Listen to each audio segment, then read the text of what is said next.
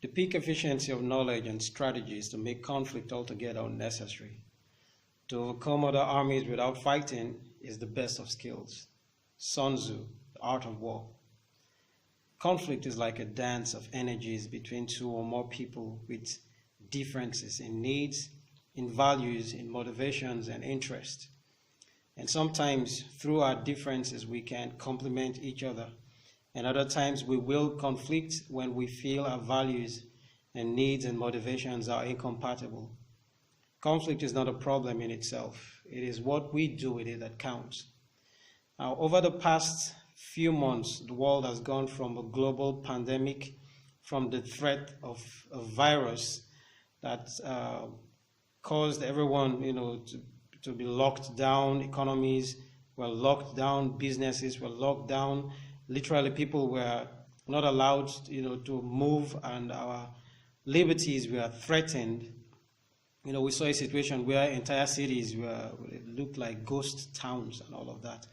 Now, recently, it's as if, we're about coming out from that, and then you have the riots in the United States over the death of George Floyd, the Black Lives Matter, the racial issues about racial discrimination and all that. So conflict is around us. It's not something you can choose to avoid. It just is.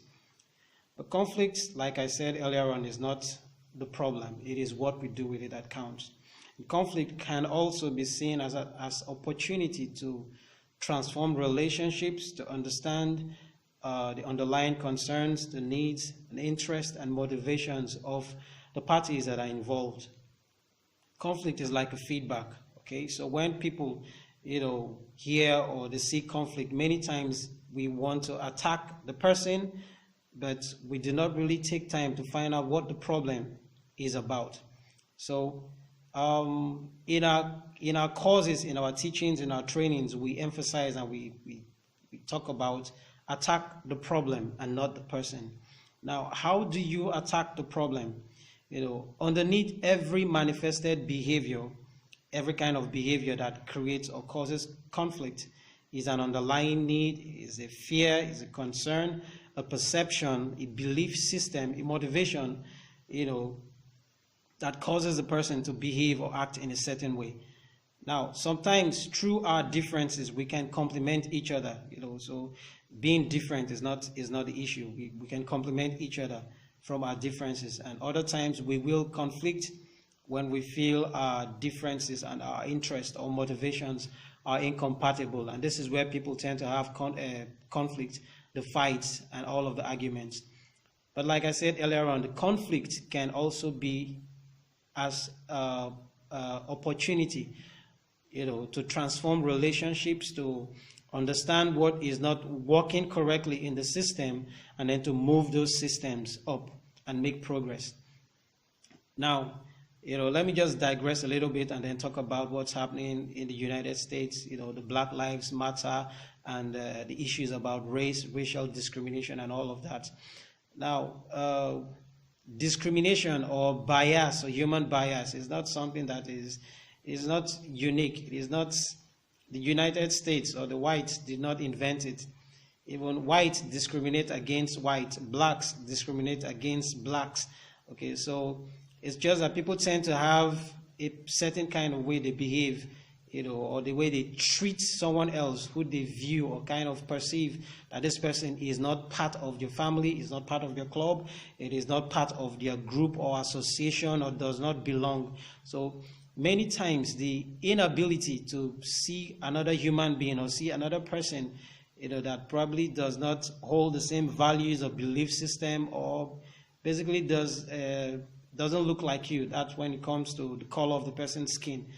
So all of these biases and discrimination, it is something that is, it's like a curse to the human race. It is in it. Okay, but it doesn't mean we should accept it. Okay, that is where all of these issues come up. Okay, I think society should be run or need to operate in such a way that I can disagree with you, but I need to understand, or I should be able to see what your perspectives are. That way, it will allow me to understand what your concerns are, what your beliefs are, And then perhaps we can engage in a conversation that can help me persuade you to agree with my point or see the issue from my perspective as well. So all of these differences happen. So, being different in color or having a different opinion or holding a different kind of religious belief isn't really the matter. It's really not the problem. It is how you treat the other person that you view as different from you. That is what the problem really is. And now, if I might put in a word, not just for the President of the United States, because this is a very difficult time, with first of all, trying to handle the issue of the pandemic, and then you have the riots that are ongoing. One way, to calm the hearts and the minds of the people is to identify with their suffering, to empathize, basically try to see what their complaints are, because this is how you get feedback on how the system is not working. And then when you're able to do that, you can, try as much as possible. When that is done, what I was going to say is that it will quieten rather, or kind of like, calm down the mind, the anger and the frustrations and everything. Okay, because you need to have walked in my shoes, or you need to have lived or experienced what I'm feeling. Or that's what empathy is. You can't say you understand or you feel me when you have not lived my life, or you have not worn my shoes, or you've not walked the same mile that I have. All right, so empathy will mean one will have to take into consideration and acknowledge what the needs and the concerns of the blacks truly are, in such a way that makes them feel like they are being heard. Okay, that will be the only time they'll be willing to listen to what anybody else in authority will have to say or speak to them about. Now, having said that, I've been listening to the news, and also I've been seeing statistics. People come up with statistics about blacks, being killed by fellow blacks in black neighborhoods, and statistics about whites, how many whites have been killed by other white cops. This is really not the time for those kind of statistics. The problem is, or the truth about the matter is, that a crime has been committed, and a problem needs to be addressed. Okay, so one way is to show, to address or to go about it is by showing empathy. Take into consideration what these underlying concerns are, what these complaints are really about. All right. Now, the second thing I would like to talk about is the victim mindset. It is something we teach in what I teach in conflict resolution, where you have the victim, persecutor, and the rescuer triangle. Now, concerning the blacks, you have to change the narrative.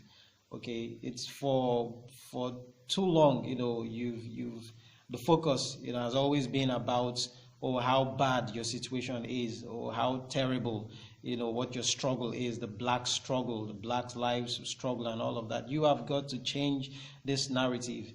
Okay, you can't continue to put or place a negative picture in front of you and not be affected by that negative picture. And I think this is part of the problem, because whatever you place in focus unintentionally, you will, create a persecutor or someone else who will play the role, because that is the picture or the image that you have projected.